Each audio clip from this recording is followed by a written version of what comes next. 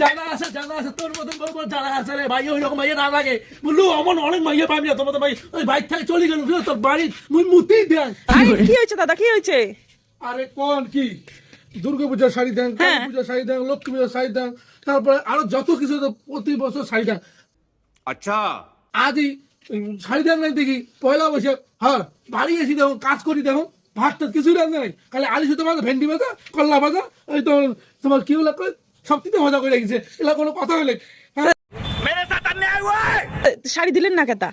কিসের শাড়ি লাগে, কোন দিন আর পয়লা বৈশাখ শাড়ি দেওয়া লাগে, কে দেওয়া লাগে, কোন নিয়মটা মোক কন্ত দেখি পয়লা বৈশাখ শাড়ি দিলে মোর প্রতিদিন পয়লা শাড়ি পিন্দি পাবো, হ্যাঁ জামা পিন্দি পাবো, ফালতু মতো কথা ভালো নাকি? এলা তোমার মিশে মিশে নঙ্গ তামসা, হ্যাঁ এই তোমার মতন বেটি হওয়ার জন্য না, হ্যাঁ এই পৃথিবীর বেটি গুলো নষ্ট হয়ে গেছে, নষ্ট।